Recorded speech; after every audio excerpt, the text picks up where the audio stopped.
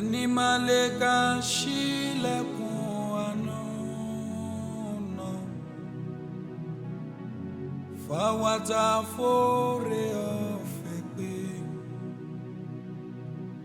ẹ̀yin ọmọ ọjọ́ ẹ di amóore yígiri ká lè dé yín ládé ògo. Ká lè jogún ọ̀run rere aláyọ̀ tí máa yọ̀ dé aláyọ̀ tí máa yọ̀ dé àwọn àgbọn ẹ̀bù sáyọ̀ ẹ̀yin ọmọ ẹ̀bù sáyọ̀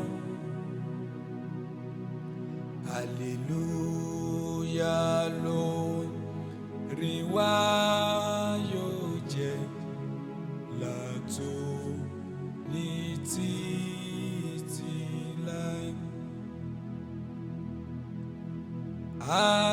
hallelujah ayọ̀ wa ń bọ̀ àwọn áńgẹ́lì tọ̀run ń bọ̀ láti mú bùkún wá fún wa káyọ̀ wa lè bá wa dópin. Àwa tí ń wojú Olúwa ká má ṣe jẹ́ kárẹ̀ mú wa gbogbo wa la ó rí bùkún gbà lágbára bá wa ọ̀run hallelujah ayọ̀ wa dé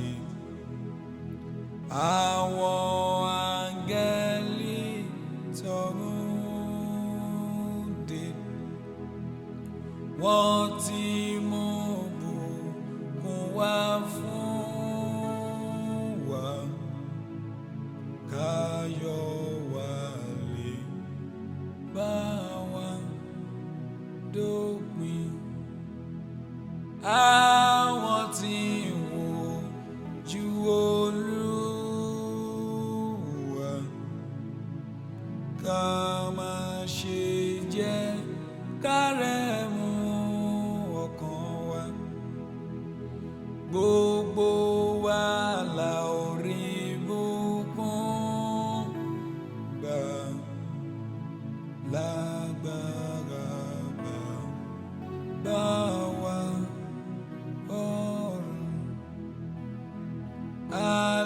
hallelujah ayọ̀ wa ti dé o àwọn áńgẹ́lì tọ̀run wọ́n ti mú bùkún wá fún wa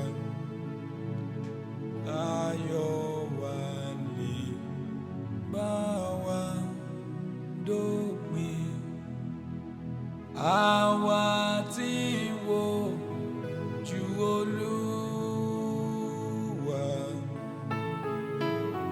ká má ṣe jẹ́ kárẹ̀ mú wa gbogbo wa la ó rí bùkún gbà lágbára bá wa ọ̀run Olúwa ẹ̀bìràkà gbọ́ tí wà láàrin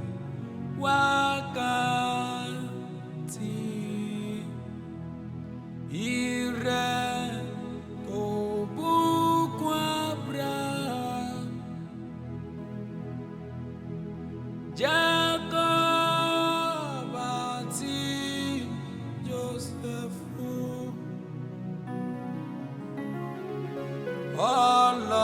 Ọlọ́run kan ayérayé ṣe ìfẹ́ rẹ̀ lọ́jọ́ òní o fún àwa tí ṣe àyànfẹ́ rẹ̀ olùbùkún wa mi.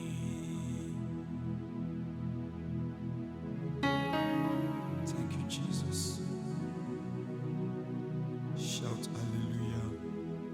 Don't forget to share it. Ní ọjọ́ àánú, àárí àánú gbà ó. Tí o bá ṣe ń share fídíò yìí, tí o bá ṣe ń gbọ́ pẹ̀lú ìgbàgbọ́ rẹ, ilẹ̀kùn àánú á ṣí fún ọ. Ilẹ̀kùn tó ṣòro ṣí fún ènìyàn, ilẹ̀kùn tó ṣòro gbàgbọ́, kí àwọn ọ̀run kó bẹ̀rẹ̀ sí í ṣí.